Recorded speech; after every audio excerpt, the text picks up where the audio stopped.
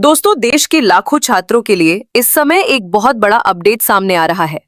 NEET UG 2026 परीक्षा को लेकर एनटीए यानी नेशनल टेस्टिंग एजेंसी ने बड़ा फैसला लिया है। पेपर लीक की खबरों और लगातार उठ रहे सवालों के बीच अब नीट यूजी 2026 की परीक्षा को रद्द कर दिया गया है। हाल ही में एनटीए की तरफ से जारी नोटिस में बताया गया कि 8 मई 2026 को आयोजित हुई परीक्षा को लेकर कई शिकायतें और संदिग्ध मामले सामने आए थे। इन्हीं मामलों को ध्यान में रखते हुए परीक्षा को कैंसिल करने और दोबारा आयोजित करने का फैसला लिया गया है।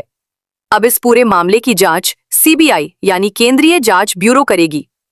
करीब 23 लाख छात्रों ने ये परीक्षा दी थी, इसलिए ये खबर देश भर के विद्यार्थियों और उनके परिवारों के लिए बेहद महत्वपूर्ण मानी जा रही है। एनटीए ने यह भी कहा है कि री एग्जाम की नई तारीख जल्द घोषित की जाएगी। दोस्तों, ये सच में बहुत चिंता की बात है कि देश के इतने बड़े राष्ट्रीय स्तर के एग्जाम पर भी पेपर लीक जैसे आरोप सामने आ रहे हैं। लाखों छात्र दिन रात मेहनत करते हैं, अपने सपनों के लिए तैयारी करते हैं, लेकिन ऐसी घटनाएं छात्रों का मनोबल तोड़ देती हैं।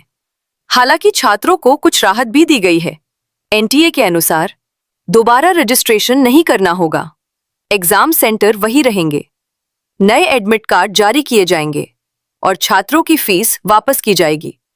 यानी जिन छात्रों ने परीक्षा दी थी उन्हें फिर से आवेदन प्रक्रिया से नहीं गुजरना पड़ेगा। अब अगर इस पूरे मामले की बात करें तो कई मीडिया रिपोर्ट्स में दावा किया जा रहा है कि पेपर लीक को लेकर बिहार समेत कई राज्यों में जांच चल रही है।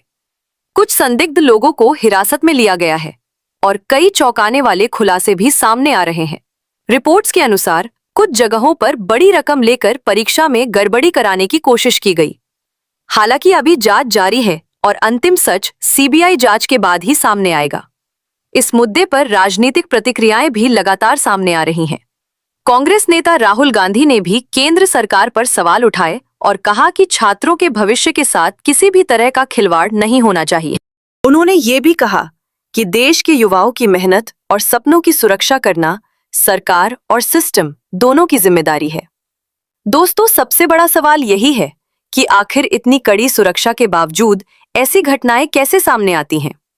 अगर देश के राष्ट्रीय स्तर के एग्जाम पर भी सवाल उठने लगे तो छात्रों का भरोसा कमजोर होना स्वाभाविक है। अब जरूरत है कि जांच पूरी पारदर्शिता के साथ हो और जो भी दोषी पाए जाएं, उनके खिलाफ सख्त कार्रवाई की जाए ताकि भविष्य में ऐसी घटनाएं दोबारा न हो।